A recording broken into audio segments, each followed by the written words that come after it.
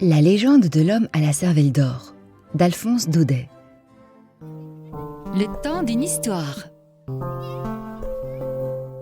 Un podcast de contes, nouvelles et autres récits.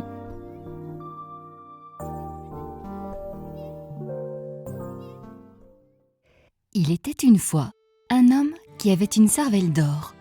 Oui, une cervelle toute en or. Lorsqu'il vint au monde, les médecins pensaient que cet enfant ne vivrait pas, tant sa tête était lourde et son crâne démesuré. Il vécut cependant et grandit au soleil comme un beau plant d'olivier.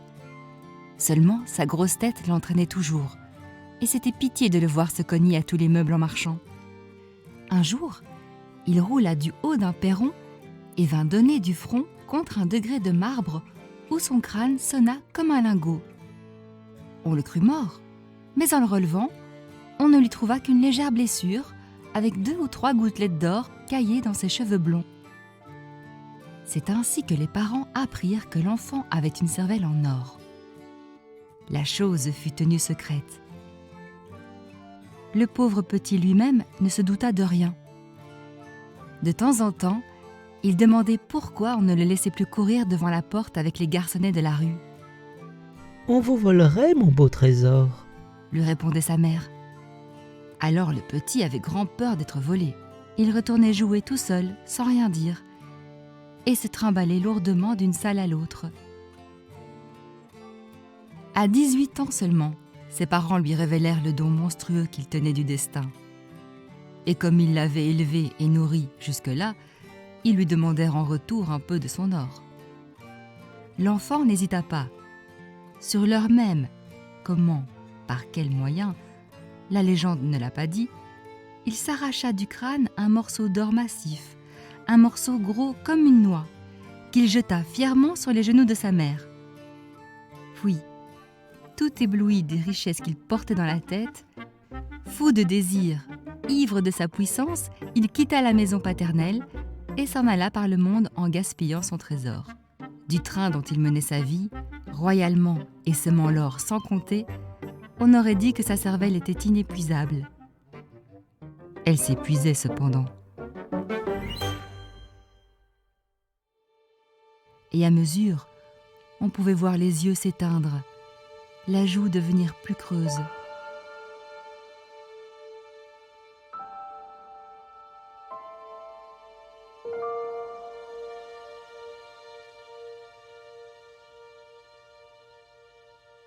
Un jour enfin, au matin d'une folle débauche, le malheureux, resté seul parmi les débris du festin et les lustres qui pâlissaient, s'épouvanta de l'énorme brèche qu'il avait déjà faite à son lingot. Il était temps de s'arrêter. Dès lors, ce fut une existence nouvelle. L'homme à la cervelle d'or s'en alla vivre à l'écart du travail de ses mains, soupçonneux et craintif comme un avare, fuyant les tentations, tâchant d'oublier lui-même ces fatales richesses auxquelles il ne voulait plus toucher. Par malheur, un ami l'avait suivi dans sa solitude, et cet ami connaissait son secret. Une nuit, le pauvre homme fut réveillé en sursaut par une douleur à la tête, une effroyable douleur. Il se dressa, éperdu, et vit, dans un rayon de lune, l'ami qui fouillait en cachant quelque chose sous son manteau.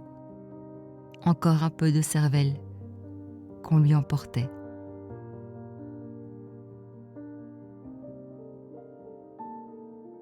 À quelque temps de là, l'homme à la cervelle d'or devint amoureux, et cette fois, tout fut fini. Il aimait du meilleur de son âme une petite femme blonde qu'il aimait bien aussi, mais qui préférait encore les pompons, les plumes blanches et les jolis glands mordorés battant le long des bottines. Entre les mains de cette mignonne créature, moitié oiseau, moitié poupée, les piécettes d'or fondaient que c'était un plaisir. Elle avait tous les caprices, et lui ne savait jamais dire non. Même de peur de la peiner, il lui cacha jusqu'au bout le triste secret de sa fortune. « Nous sommes donc bien riches ?» disait-elle. Le pauvre homme lui répondait « Oh oui, bien riche. Et il souriait avec amour au petit oiseau bleu qui lui mangeait le crâne innocemment. Quelquefois, cependant, la peur le prenait. Il avait des envies d'être avare. Mais alors, la petite femme venait vers lui en sautillant et lui disait « Mon mari qui est si riche, achetez-moi quelque chose de bien cher. » Et il lui achetait quelque chose de bien cher. Cela dura ainsi pendant 2 ans.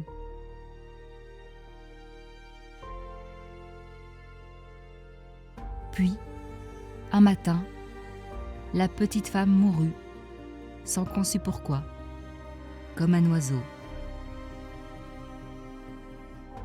Le trésor touchait à sa fin. Avec ce qui lui restait, le veuf fit faire à sa chère morte un bel enterrement. Cloches à toute volée, lourd carrosse tendu de noirs chevaux empanachés, larmes d'argent dans le velours, rien ne lui parut trop beau. Que lui importait son or maintenant? Il en donna pour l'église, pour les porteurs, pour les revendeuses d'immortels. Il en donna partout sans marchandises. Aussi, en sortant du cimetière, il ne lui restait presque plus rien de cette cervelle merveilleuse. À peine quelques parcelles aux parois du crâne.